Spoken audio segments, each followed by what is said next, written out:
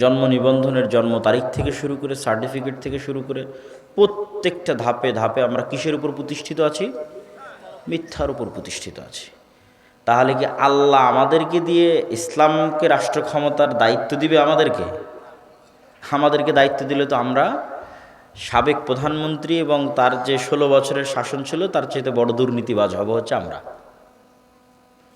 অবশ্যই যতই বড় নামাজি তাহাজ্জুদ গুজার হন না কেন, মিথ্যা আমাদের রক্তের মধ্যে ঢুকে আছে। সুতরাং আমিও রাষ্ট্র ক্ষমতায় গেলে আমিও দুর্নীতিবাজ হব, এটাই ঠিক। এই জন্য আল্লাহ কখনো আমাকে ইসলামের নামে রাষ্ট্র ক্ষমতা দিবে না, ইসলামের দুর্নাম হয়ে যাবে। এবং ইউরোপ এবং আমেরিকায় গিয়ে এই জিনিসটা আমি আরও ভালো রিয়েলাইজেশন করেছি যে মুসলমানেরা কী পরিমাণ মিথ্যা বলতে পারে। পুরো ইউরোপের যাত্রাটা মুসলমানের মিথ্যার উপর দিয়ে পরিপূর্ণ। অনেক হয়তো ইউরোপ আমেরিকায় বসবাসরত ভাইয়েরা মনে কষ্টও পেতে পারে, কিন্তু এটাই সত্য যে আমাদের ইউরোপ আমেরিকার প্রবেশ থেকে শুরু করে, ইনকাম থেকে শুরু করে, অতিরিক্ত সরকার কাছ থেকে বেনিফিট নেওয়া থেকে শুরু করে, অ্যাসাইলাম থেকে শুরু করে, ইচ অ্যান্ড এভরিথিং মিথ্যার উপর দাঁড়িয়ে আছে। কিন্তু সে মুসলমান, হাজি, নামাজি, উমরাকারী, এভরিথিং। তাহলে এই মুসলমান হচ্ছে গোলাম মুসলমান, কেননা তার নেচারের মধ্যে গোলামি আছে। সুতরাং তার দ্বারা নেতৃত্ব হবে না, স্বাধীনতা হবে না।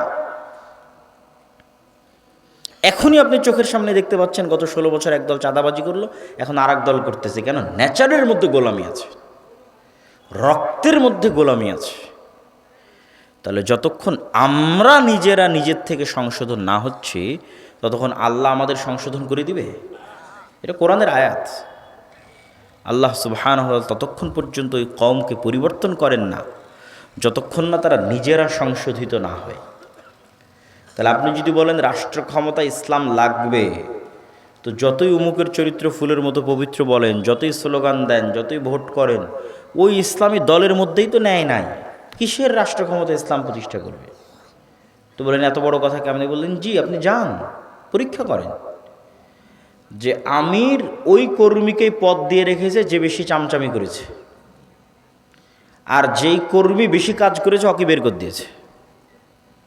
তাহলে আমির কি তার দলে ন্যায় প্রতিষ্ঠা করতে পারলো?